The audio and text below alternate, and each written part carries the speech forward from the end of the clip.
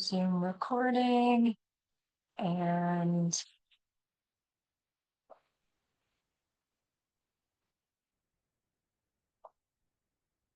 there's the chat. Okay. So we were just talking about how much we love hybrid meetings for the interactive part, but not for the technology challenges. So hold on, I've almost got it set up here. Okay, Dr. Meyer, let me pull up your. There we go. All right, so you just go forward this way. Okay. Good morning, everyone. Excited to be here, so let's kind of get going. So let's go back to the first screen. From product process and back again, rethinking writing and AI. I'm going to talk about the product and process paradigm in our current age of AI. And why this matters is, of course, we know that there's a changing landscape of higher ed and AI and how AI is transforming or how we interacting with AI. It's all around us. So even if we don't, even if we aren't aware of it, there is a tension with AI. So especially if you're teaching writing, so students and colleagues for that matter, so we're using AI in various ways, and we need to recognize when it can be used and how it can be used in various ways. And what we'll be doing, we'll be talking about this paradigm shift, and also and also some ways that we can use AI in our teaching and perhaps in our own scholarship. So I want to ask this question for us as the audience. What is product and what is process? You can drop your responses in like the chat, or you can voice them here. What is product and what is process? Product is the outcome and process is the journey. That sounds wonderful. So that's exactly it.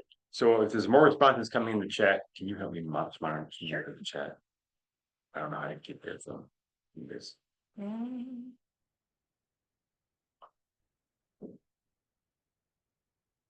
We're having a mouse issue. Oh, here we go.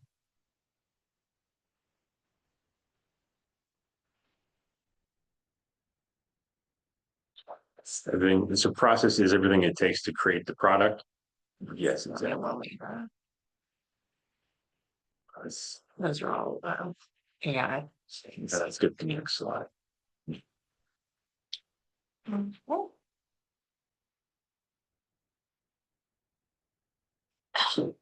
Next slide's coming. There we go. Okay. So product, of course, is the outcomes like the final output. So that's important because the way we're teaching right now is based on the product. So grading be a product. It's the thing that we grade on Canvas to get on Canvas. The process, of course, is like the journey. It's the engagement and it's the aspects of when we create text, we have the planning, the drafting, the research, the revising, the reflections, all those things.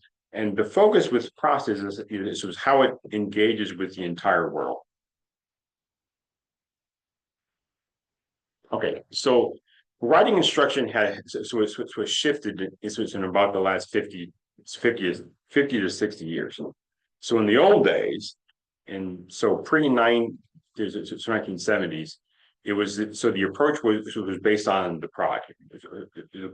The approach was based on the product, and the product was the grammar, the structure, like the format being correct, and not so much on what the process was.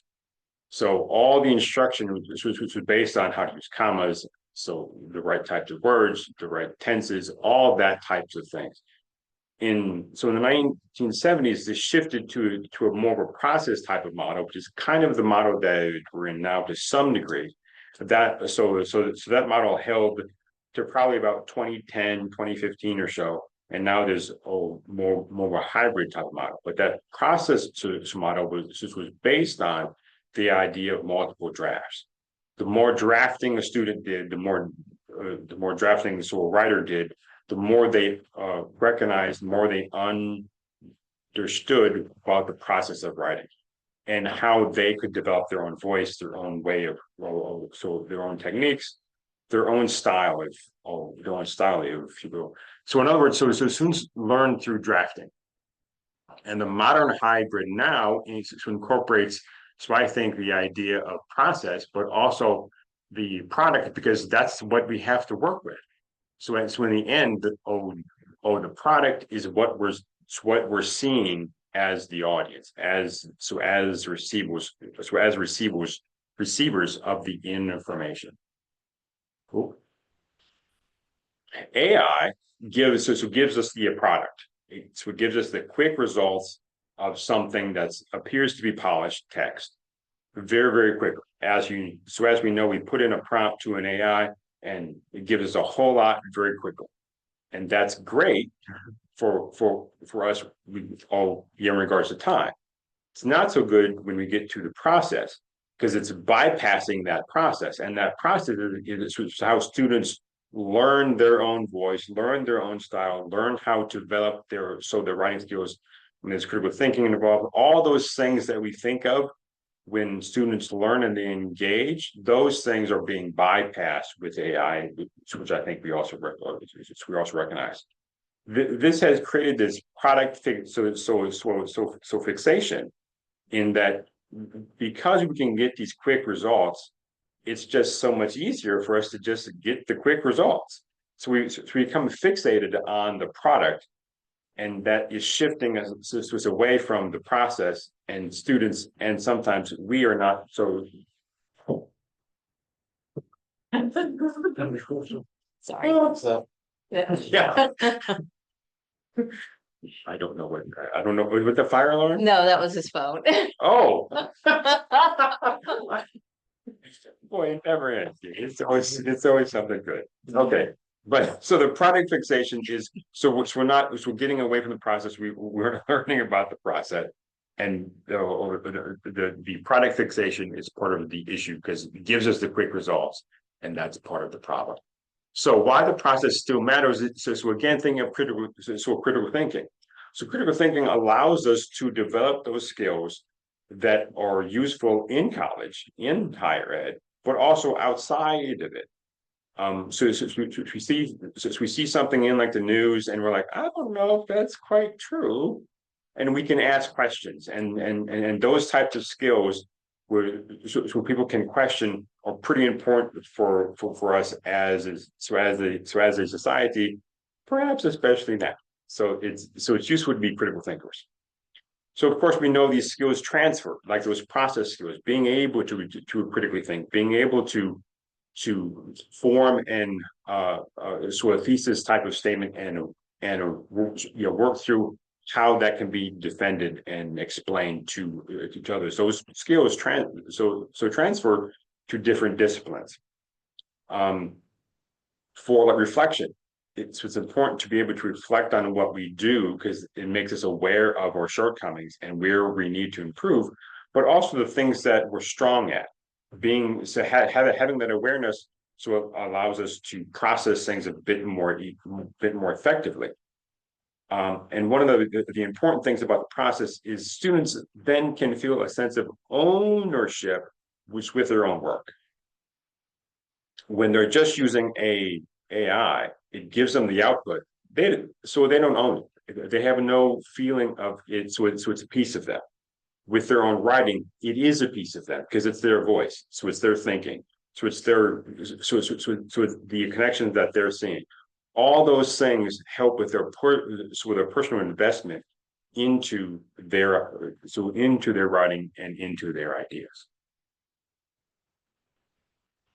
The product process SWOT paradigm.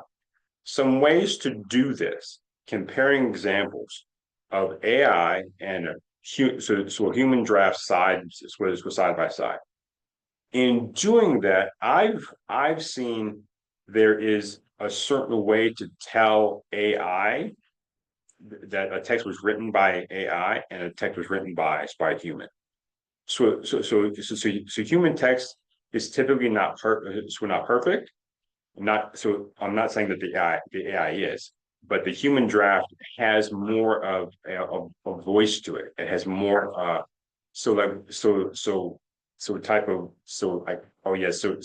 Oh yeah, so it's a variety in how it's phrased. There is the little tidbits of stories that we have. So based on our like perspective, the AI text is kind of very cut and dry. It's very basic. So another way to think of so the product process paradigm is scaffold writing. So students going through the scaffold process, they start with an outline, then they have a sort of draft of a section, and they might use AI to like revise a piece of it to give suggestions on how they can like revise it, and then they can reflect on that scaffolding. I'm doing a lot of my classes where students might use AI, but then they reflect on the process of using AI and how that's helped them or hurt them, and kind of their impressions of using the AI. And I'm finding that a lot of students, while using AI, have found, it's good for some things, but not all things. And so they're more critical of sort of the usage of AI. And then, so thinking from a metacognitive standpoint, so asking students to explain why they decided, why they wrote a certain way, like why they use this phrasing, what in their experience brings them to use that phrasing, having why did they set up the discussion, so they use this piece first, like this section first, like why did they do that, why did they use this source instead of that source, like so that kind of thinking again, so engages them with how they own their own text. Concrete strategies in the classroom, I think we have to model, so using AI. So of course we recognize the distinctions between human created text, and then so using AI to give us suggestions of how we can keep on improving it. Again, maintaining our own voice. So using AI to support us, but not do it for us. The next thing is use AI to compare outputs between classmates. So if they're writing on the same topic, why did one person do it this way, and why did one person, so another person do it this way? And so looking at those distinctions gives us insight into each person's writing process, but also how it might be read so by readers. As we think about how to document the process, the with running process notes about AI usage. When a student engages with AI, ask them to write down what they prompt, how they're prompting, why they ask that prompt, what the prompt is, just what the AI gave them as a response. Was the response useful? In what ways? So did they use that? And why did they choose to or not to? And then there's always a classroom discussion about using AI.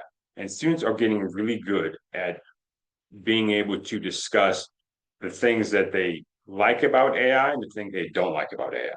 So what's gained and what's lost about using AI in various ways. So ethical use and framing of AI. When we use AI, we have to be transparent about what we're doing. I tell students, so if I've created an assignment partly by using AI, I tell them that.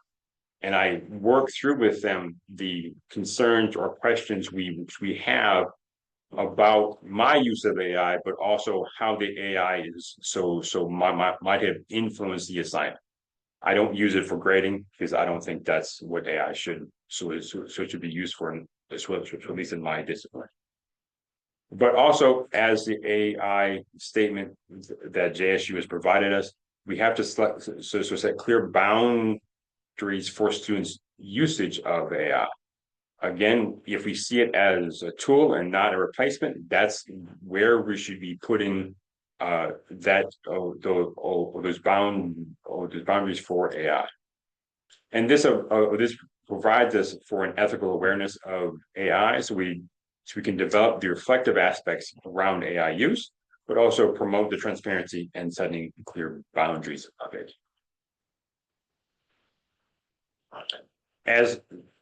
As using AI as part of a tool, so we're using it to do things like brainstorming. I have used it many, many times to help me get going on like a project. As far as recently, so I'd written a CFP like for a book project, and when I write a CFP, I have all the ideas of like the project. But when I got to trying to write my own piece for that book project, I didn't know what I could write because there were so many options that I had because I had come up with all these potential options.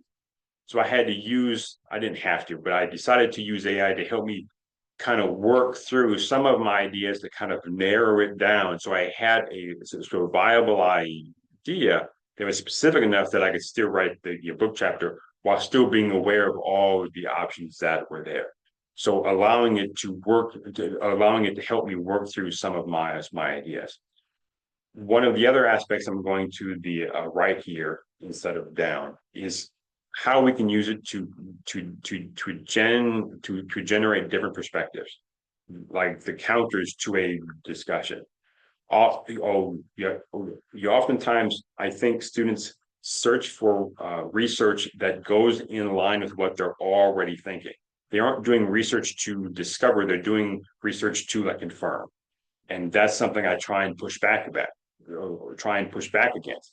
I want students to be looking at a topic in a broader sense, so they're aware of all the positions that are available or that might be out there, and so in regards to a topic, it makes them more aware of the how complex one issue might be. So another aspect of using AI as a partner is helping it, allowing it to help you with to edit and to clarify some passages, depending on one's experience or how useful they think this might be. I don't use it to clarify much of my passages because I think my voice is so unique enough. I don't want to take that out, but I think we all use AI to to edit, to fix some tenses or to fix little things like like that when you do a spell check. So that's what I mean by that. And if you're comfortable using it for clarity, you might need to disclose that depending on where it's going and what it's being used for. For summarizing feedback, if there's a lot of feedback coming from like a draft, we have to be able to provide that to students or like to colleagues in a meaningful way, that when they get that feedback, it's not too much. So AI could be used to distill some of that and make it more useful for us as writers and make it more make it more achievable for us in like the long term. So considerations. I think I'm sort of at the bottom here. We have to tell students what they're going to expect from the assignment, from the outcome of the product, of using what's the goal? Once we know the goal, that might help them get there a certain way. I don't really care how they get there, but as long as they're being thoughtful about how they're getting there. So we have to be thinking of atypical types of assignments, which might include podcasts or videos or types of projects that are not reliant solely on text that can be quickly produced by an AI. But we still have to utilize tech and AI because that's what we're seeing. So is a need when students get out of higher ed, they need to be able to use AI to do certain things, and it's going to streamline their time, and they can use their time and their skill set in things that don't take that are not as simple that an AI can do quicker. And of course, we've talked briefly about AI's faults and benefits. Going back to the student and how they explain the decisions of product and process, if they're aware of the product, I teach students about what the product is and about the process, and I want them to talk about their process and how they get to the product. So when they get to the product, they recognize the journey they've gone through to get to their product, and how AI has been helpful, supportive in certain ways, but but they didn't need the AI to be able to get to that last product. So I'm going to ask you, what's worked for you? You can drop your responses in like the chat or talk to me.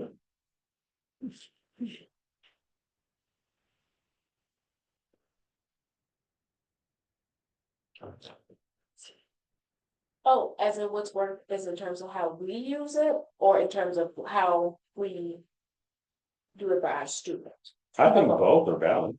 Okay. For me, I use it to help me generate things or like my ideas.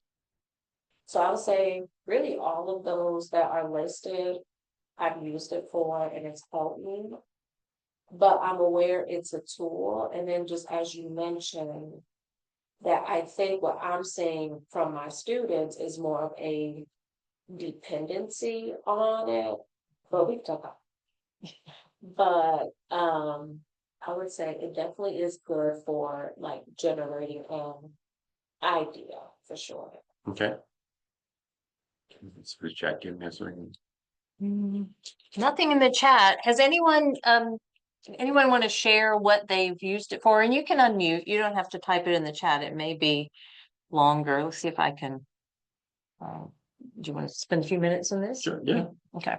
I will stop sharing for a moment so we can see everyone's faces.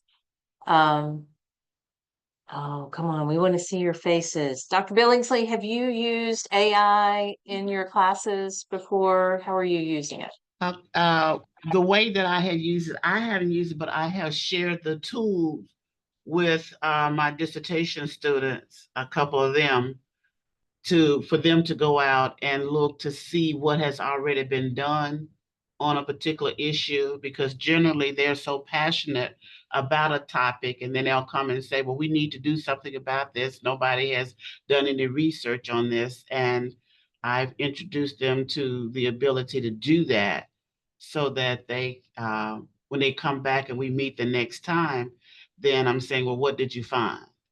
And then generally it'll help them think outside of the box again. You know, what is the real gap? What is it that you're trying to do? So that's how I've used it. But I've not used it in a traditional class, but I have used it with my dissertation students. And Brittany mentioned that she uses it to make sure that her instructions are clear. And that's a very good point. And I try and do the same thing.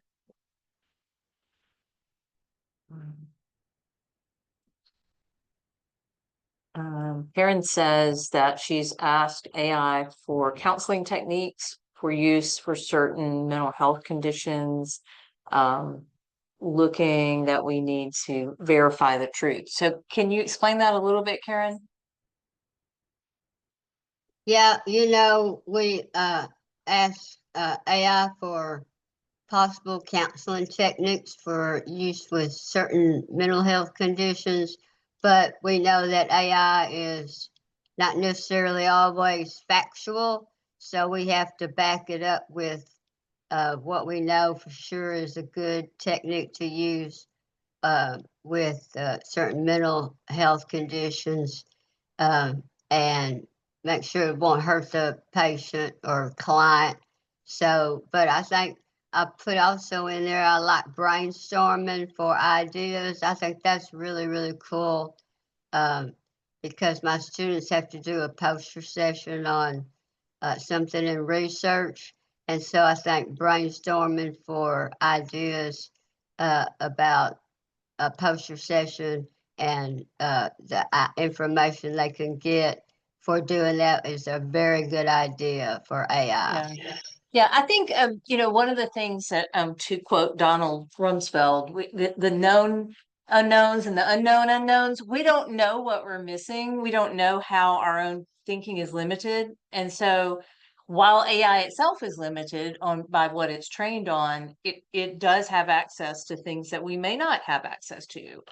So it is a good brainstorming tool, a good way to check.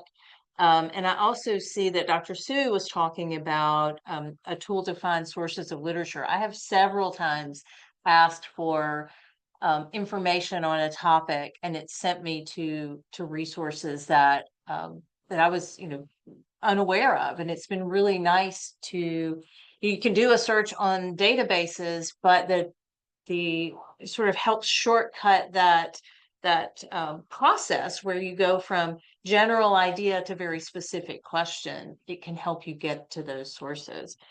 Anyone else want to share?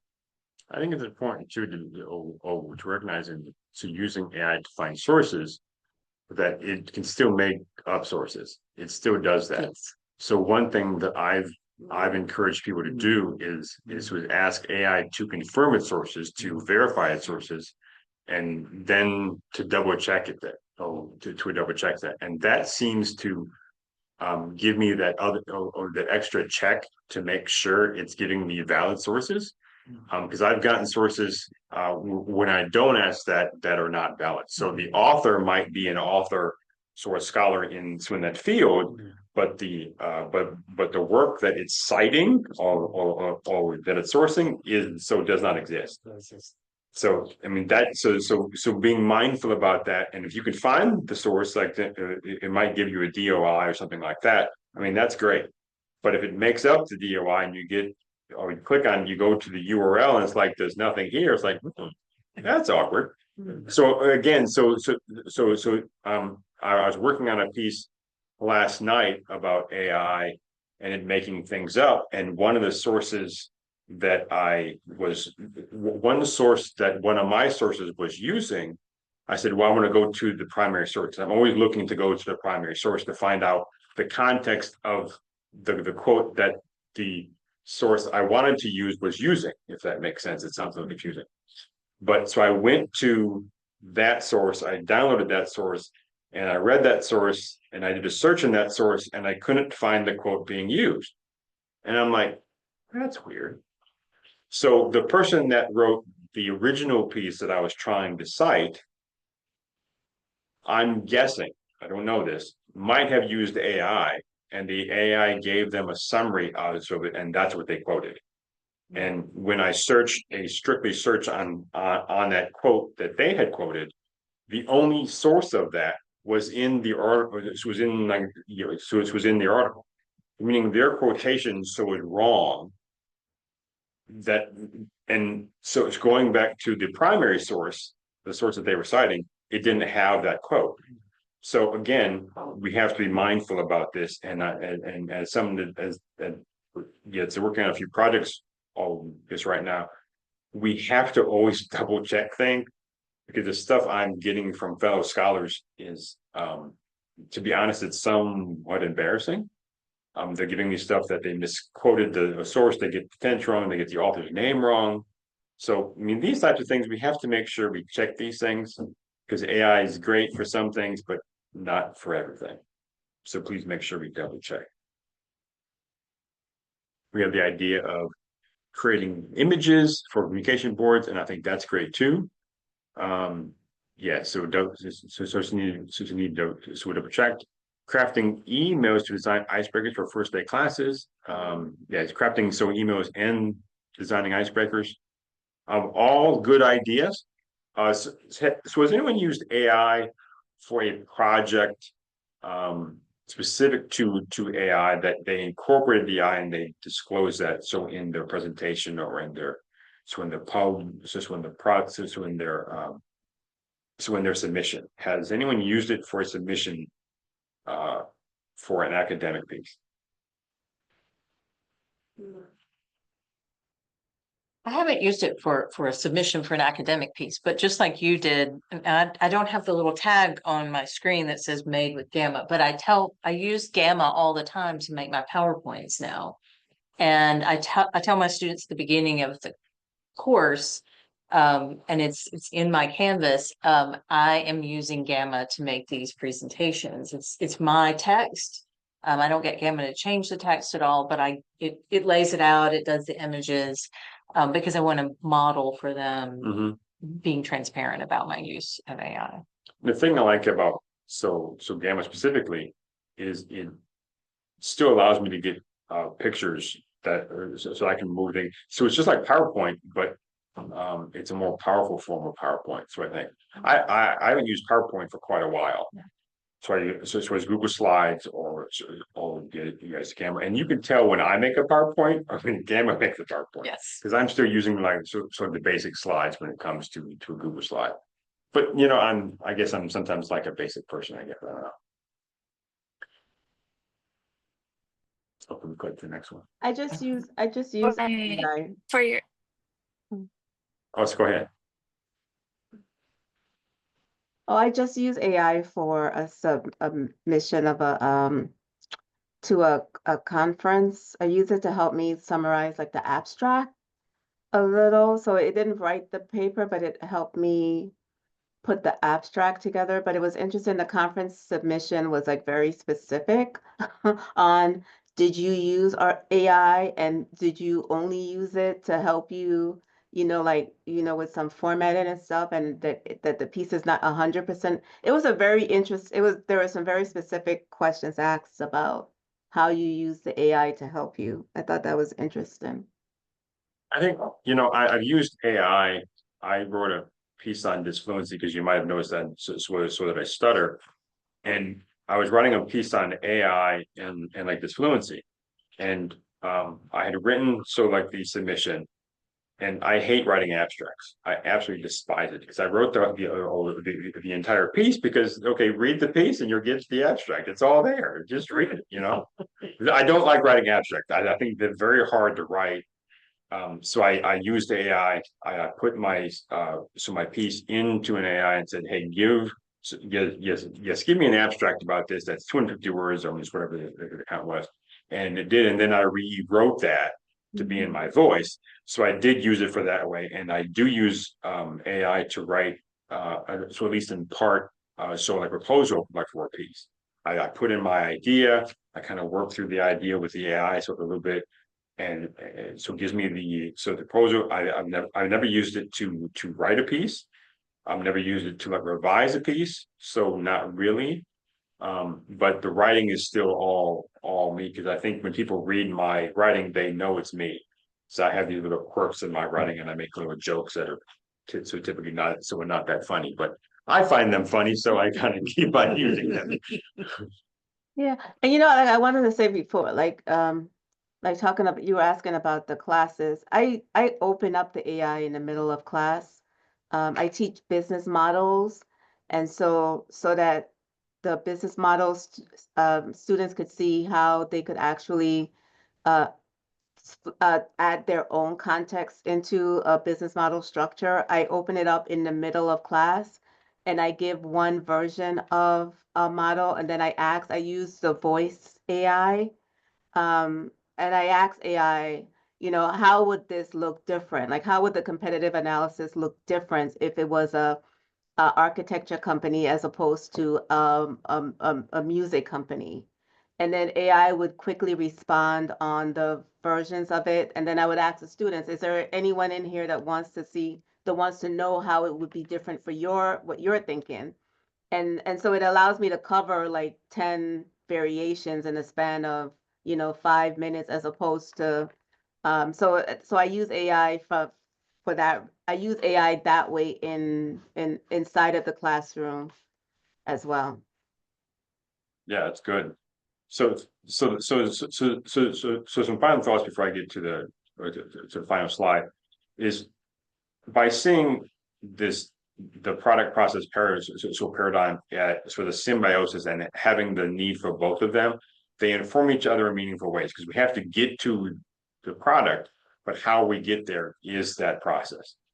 And the process of that is the mindful part. So being able to have writers creating scholars that are adaptable, that can be reflective and so be critical of their own work, but also of what they're ingesting from outside of the academy. So using AI in an effective way is going to enhance the writing process. So yes, like I said about people using it for like an abstract. There are certain tasks when writing that we may not really enjoy. For me, it's abstracts. I just don't like writing them. But also using AI as like a partner. So it could be used in workshops, things along that line. So incorporating AI is going to be meaningful, not just for us, but also for students. And of course, the last thing is this is going to keep on adjusting. It's going to keep on evolving.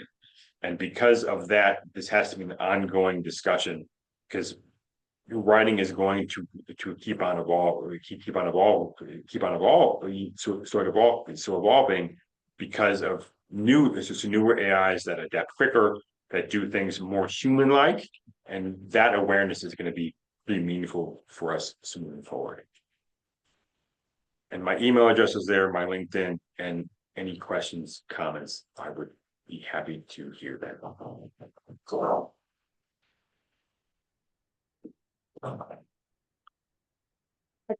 You know, what's interesting is that I saw that they're Nice in, share.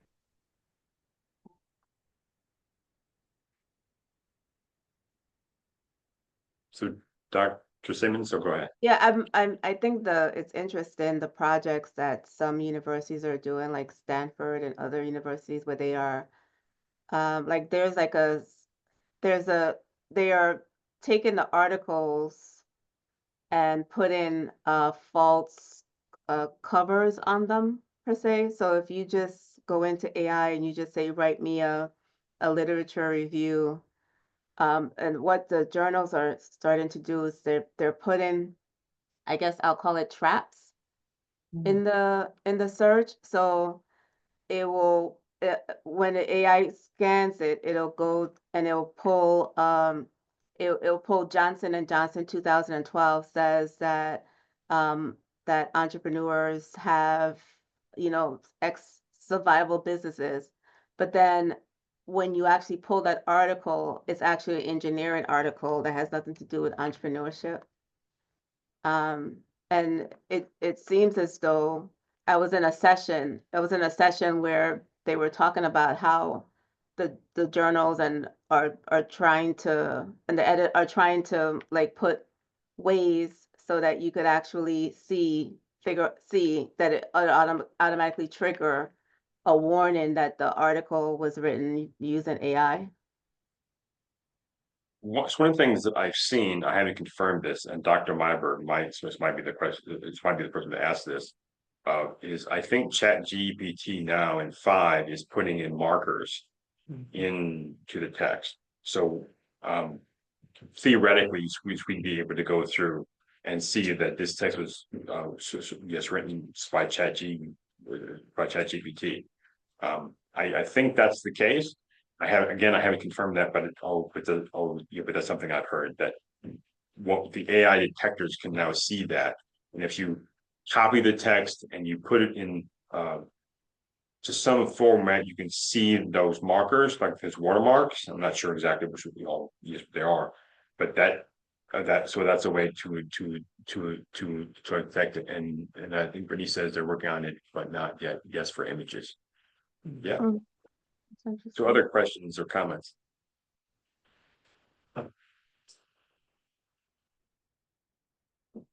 I don't have a question, but I do like Dr. Simmons' idea of opening it up in a classroom lecture, because I could see clearly how that would benefit me in my public policy class when we are talking about certain public policies or a policy area, and to see how different states are addressing a particular issue, if there are policies in different states. And I could see, because that would take a long time to go through and read policies for all 50 states or various jurisdictions.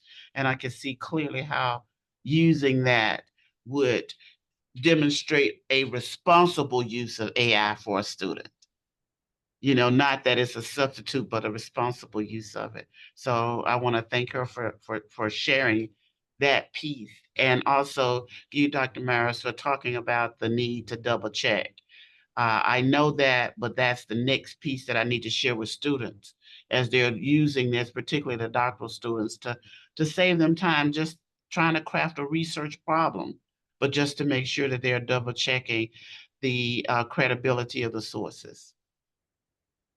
I think so. It's one of the strengths of AI is we can digest. It can look at a lot of stuff very quickly and then give us a summation or something like that. So of it.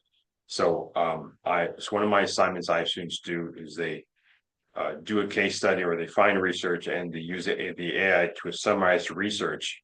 And so from that, then they can hone in on the specific pieces or sections. So of their research of the articles or the book chapters or whatever that can allow them to save time instead of reading the entire book, for example. I mean, oftentimes, I mean, who reads the entire book like to find 3 quotes? I mean, you go to the index, you find the topic, and you read a few pages before, and you read a few pages after, so you have the working idea of what's going on. So AI is very good at allowing us to save time in that way. So I do want to ask this question, and it may be offline. I was reading a piece that the person that's over Google AI had made, and I didn't go into all of the verification piece, but a statement was made that pretty soon PhDs would be obsolete. There would be no need for PhDs. And when you made that statement, Dr. Myers, the thing that has strengthened our ability as doctors of philosophy is that we do actually take time to read the books. We do actually take time to read the articles, to digest the materials, to turn it over in our head, and that we don't generally take the shortcut. And when you said that, it just brought that article back up, because in that case, if people don't actually really have to read and they can sound like they've read, or they don't really have to know how to do research all that great, they just need to know how to prompt the computer and use the tool. I'm just putting that out there as maybe one of these things that kind of we need to be thinking about as we do this work. It's just food for thought, but it made me think about it when he said it, and I was like, wow. And then when you said, oh, well, who reads a book? Well, I certainly expect my students in my doctoral class, I expect them to read the entire articles. When I assign books, I expect them, I don't know that they do it, but my expectation is that they do it. Maybe, And I think I want to. yeah, just let me clarify what I meant. I'm Okay. not saying don't read the book. Okay, because I think you're right. I think we do read the book.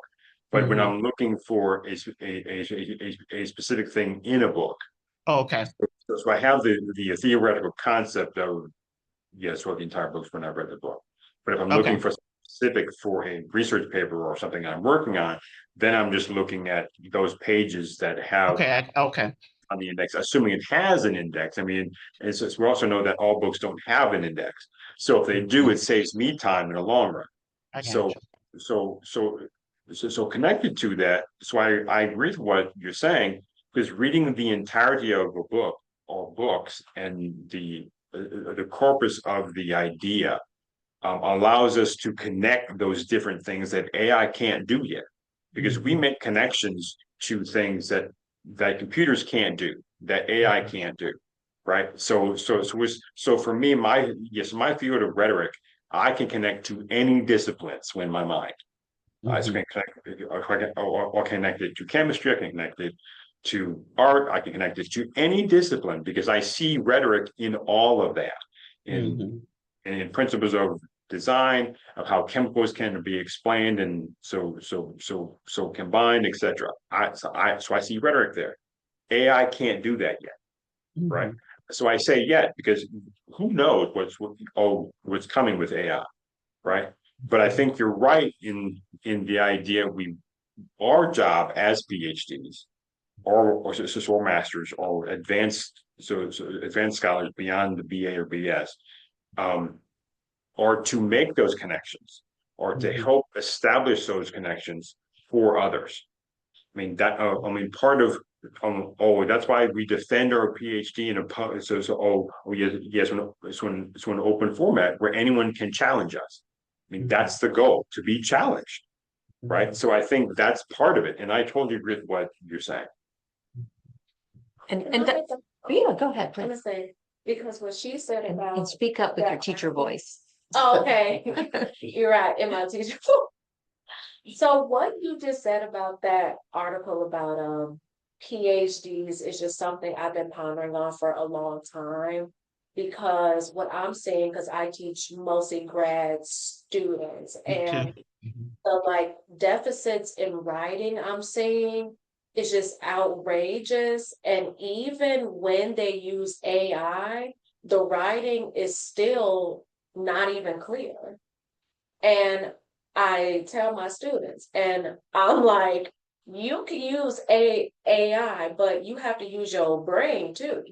Because you cannot just put your brain to the side and use AI and think, it's just going to do a magic trick, because that's not how it works. So now I'm just starting to kind of wrestle with, what does academic rigor mean now than when we had AI? And also, I'm starting to think that AI is starting to reveal some of the systemic barriers we are seeing, because it's creating dependency for the students. It's almost like they can't even write a sentence without putting it in AI. That Yeah. y'all can't even do a 2-pager without putting the whole thing in AI. So even though the AI is a tool, I think in the context and the setting we are in here at JSU, we really have to start to think about like where we're at and how AI usage can look here. Because is it really helping the students or is it harming them? And I feel like there's a lot of barriers being revealed from the dependency on AI, because students are using it because they have not previously learned the skills that they need to learn. And something Dr. Billingsley said earlier about, are we going to get to the point where we just have to know how to prompt? But to write a good prompt, you have to be able to write well. You have to think critically. You have to understand the complexity of the problem. And AI doesn't do human complexity like humans do. It can clarify, it can find information, and as Dr. Meyer has said many times, it doesn't even have all information. It doesn't have every book out there, and it doesn't have what's in the human mind. It doesn't have the way we connect things. So yeah, I think that students who can't formulate their thoughts clearly are going to be harmed if we don't figure out a way to help them both learn to do the basics of writing and do prompting that is helpful and not a barrier. So yeah, that's a great point, Dr. Eskin. And I think that's really where the product cross process paradigm comes into play, because it's so easy to just put in a prompt and get the product. And part of the issue that a number of us see with students who are not reading is because they're so accustomed now to seeing things in 10-second, so less than a minute. Oh yes, for videos or whatever, TikToking, scrolling through that, and they can just scroll, and they don't like it. 5 seconds, they scroll on, and so their level of engagement or willingness to engage for any length of time is it was damaged to some degree, because they aren't willing to hear it out. So unless they get hooked right away, they go, I don't like reading. Well, you don't like reading because you haven't read that much to be able to get the gist of it. Again, going back to reading the entire book, right? So I don't know how many books I've read with the first few chapters absolutely suck, right? But then I get to the latter part, like, oh, now it's making sense. All this stuff I had to get through to get here. Now, so now I get it. When you have students that may not be as prepared as where they could have been via high school or whatever, when they don't have that that preparation, it's very simple for them to prompt an AI and get the output and say, hey, I'm done. I'm all caught up now. And the issue with that is they're not going through that process. So informing them of the process, so using AI to help them through that process to maybe enhance their process, that's useful. And I think that's the end point of this discussion. to using AI to enhance the process, but still having them go through that process. So it's not just the product. I think part of it too is like normalizing the culture that being a scholar is indeed a process. That going to college, even when you're an undergrad, when you're a grad, when you are like doctorate, you are forming yourself to be a scholar, and that itself is a process.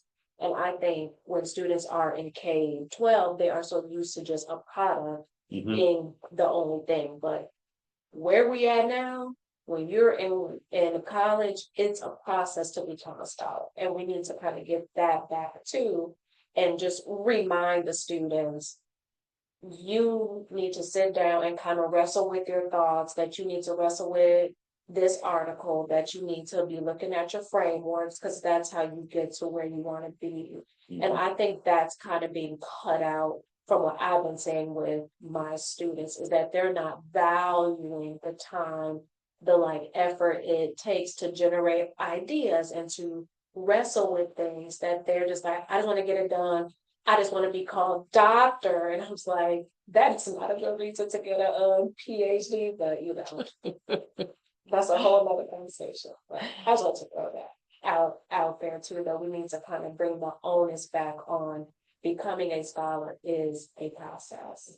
And at all levels, whether you're a bachelor's, your master's, or whatever, it's still a process.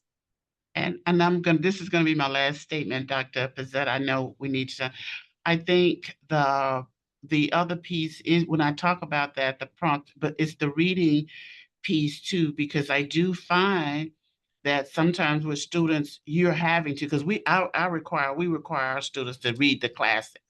So the classics of public administration. And so the first thing they said, oh, it is so hard to understand this. It is, we really don't know what they mean. And then I'll have to go back and say, well, do you remember the fundamentals of reading? That every paragraph has a this and a thesis statement, and then can you identify the thesis statement? But but that is a basic skill like that, of having that go back to remind them that this is how you actually read. When you read, you know that every paragraph, and if you can identify that thesis statement or the central theme or central idea, then everything else is supporting information. And so just having to do that tells me that the technology in some way has truncated their ability to just for some of this basic stuff, because if somebody else is doing it for them, then they miss that central piece of how to make sense out of what they're reading. And so that's why it's boring, because they can't make sense out of or can't quickly discern what the central idea is. That's just me. You have to excuse me because I'm from the baby boom generation, so sometimes I'm a slow adopter. I think you're on point, Dr. Billingsley, and we're all trying to figure out how to encourage our students to use these tools in a way that will strengthen their writing and reading skills. And that's the challenge. I do want to remind everyone, if you weren't able to join last week on the AI on-ramp, we provided you access to a Canvas course. Oh, it's up there. Yeah. To a Canvas course that allows you to share in the discussion any kind of experiment that you've had with AI in your course, anything you've tried. Please do that. I'm going to start calling people like Dr. Meyer and Dr. Askew and Dr. Billingsley and find out what they're doing and see if they can upload some information, because this is the only way. This is new. It's more than Wikipedia. It's more than Google. It's really transformative, and understanding how we're going to engage our students in it, our students here at Jackson State, that in a way that is productive. That's going to take all of us working together. So we'll send out that link again in the follow-up to this session. I just want to thank everyone for being here, and thank Dr. Meyer for getting us to think deeply and share his experience. He put his email on the screen. I'm going to share it again.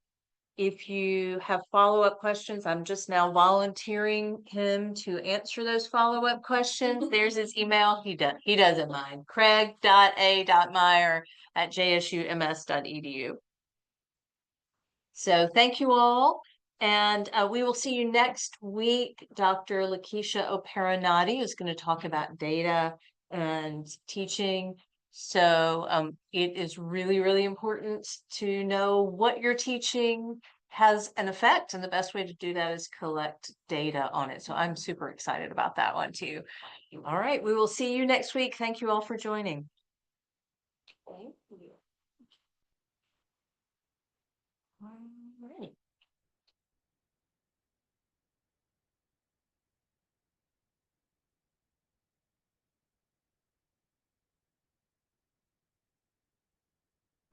What's this thing?